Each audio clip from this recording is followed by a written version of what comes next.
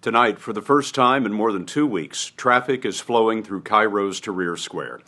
In Egypt, businesses are open, university classes are back in session, and a new military government rules with popular support and a promise of coming democracy. Egypt is an ancient civilization with a youthful population. Nearly 2/3 of them are 30 years old or under. Many of them are educated but unemployed and angry.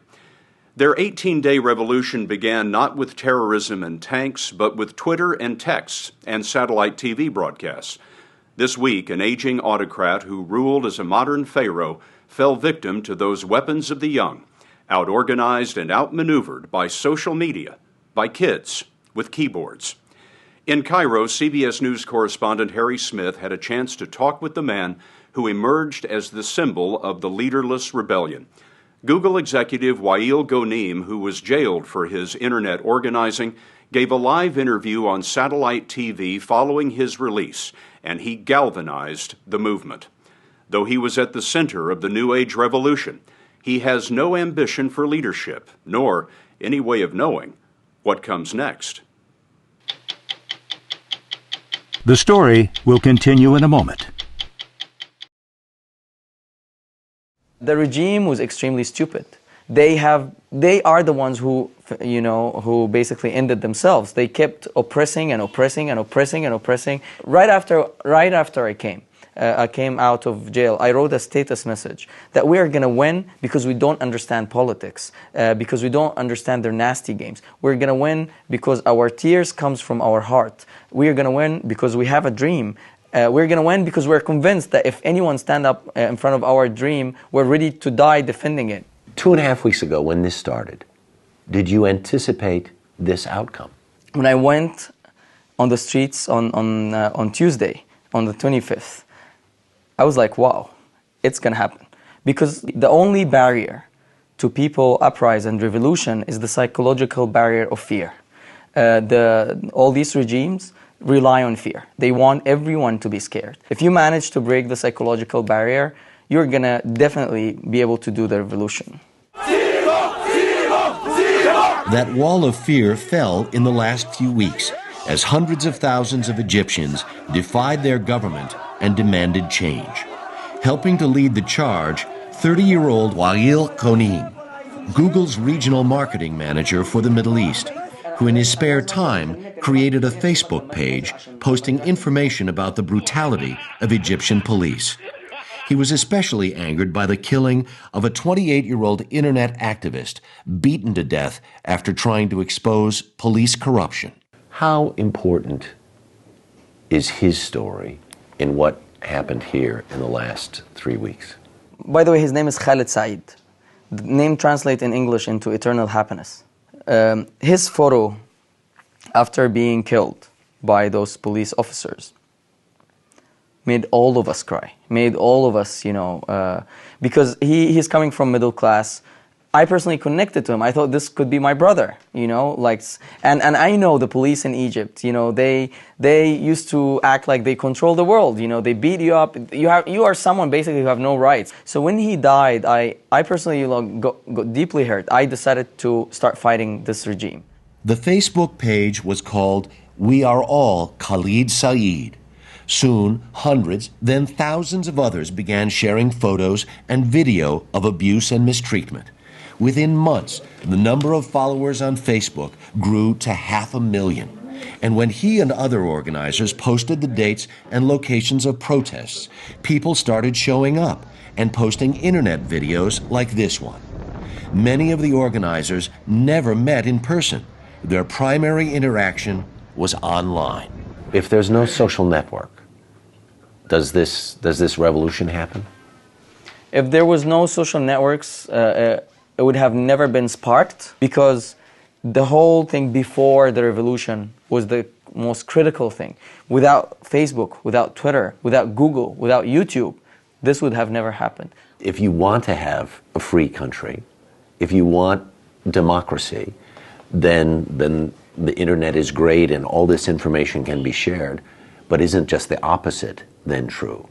If I want to continue to suppress people, the last thing I'm going to give them is access to the internet.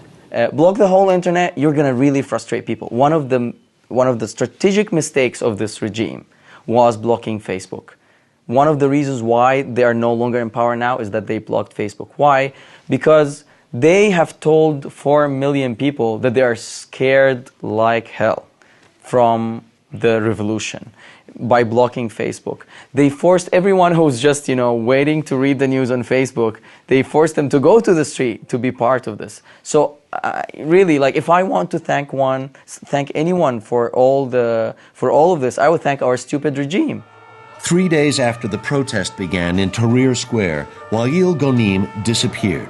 His friends and family feared he'd been kidnapped or even killed. Egyptian authorities had arrested him. For 12 days, he was blindfolded, handcuffed, and constantly interrogated. Did they hit you? Yeah, but it was not systematic. It was individual based. And it was not from the officers. Yeah. It was actually from the soldiers. And I forgive them, I have to say. I forgive them because one thing is that they were convinced that I was harming the country. These are simple people, not educated. I cannot carry a conversation with them. So, for him, I'm sort of like a traitor. I'm destabilizing the country. So when he hits me, he doesn't hit me because, he's a bad guy. He's hitting me because he thinks he's a good guy.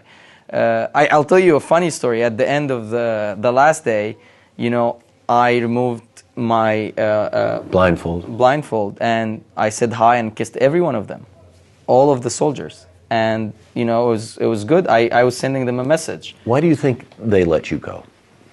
Pressure. Ask Obama, probably. There were a lot of factors to it. One is Google. Google did a lot of work to get me out. They did a lot of massive PR campaign. After Wael was released, he appeared on a popular Egyptian television program talking about those who had been killed in the protests. The next day, the crowds in Tahrir Square grew even larger. Their demands would not be denied. And Friday, 18 days after the protests started, Mubarak resigned. President Obama came out several times during the revolution, had things to say. Did it help? Did it hurt? It was good that he supports the revolution. That's a good stand. But we don't really need him. And I don't think that... I wrote a tweet. I wrote, "Dear Western governments, you have been supporting the regime that was oppressing us for 30 years. Please don't get involved now. We don't need you." I need to show you the song. You think this is the best song that's come out of the revolution? Yes, I heard it over 50 times. I went down to the streets. Hold our head up to the sky.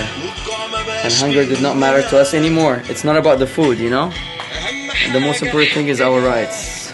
Ghonim told us he has no interest in politics, and he wants to go back to work at Google. After our interview, he talked about the future with his family and friends, but he realizes his future has fundamentally changed. Have you had death threats? Yeah. I get those all the time. I'm getting a lot of hate messages. A lot of people are, talking bad about me and, still accusing me of being, of being a spy and a traitor and all that funny stuff. But I think in the next few days, when all the black files of the regime are going to be out for everyone to read and see, and we'll know about the money that was stolen from this country, things are going to get better. Do you think Mubarak will be brought to trial? At the moment, I don't care. Revenge is not the thing I want. For me, what I care about right now, I want all the money of the Egyptian people to come back. There are billions and billions of dollars that were stolen out of this country. The corruption, you cannot imagine the amount of corruption that was here, with all these people in power, with all these, with all this conflict of interest. And, it's time for them to pay the price. And it's, as I said, revenge is not my goal, personally. Others would have that as their goal. And I don't blame them for that. But for me, what is more important, we want the money back, because this money belongs to the Egyptians, and they deserve it. The people who were eating from the trash, that was their money. People who watch this say, okay, well, this miracle happened in Egypt, but it won't be like that a month or a year or 5 years from now. Life isn't like that.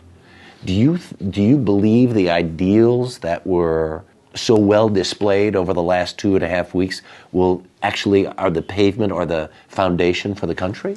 Yeah, that's actually our responsibility. What we are, we're now meeting a lot because what we said that this momentum, whatever that just happened right now, need to be capitalized on now. Did the Mubarak regime underestimate, or do you even think it understood, the power of the social networking? They don't understand the social networking part, but they underestimate the power of the people. And at the end of the day, I want to say my final word is thanks to the stupid regime. You have done us the best thing ever. You have woke up 80 million Egyptians. So if you're an autocrat or if you're a dictator and you've watched what happened in Egypt over the last several weeks, you should freak out. You seriously should freak out.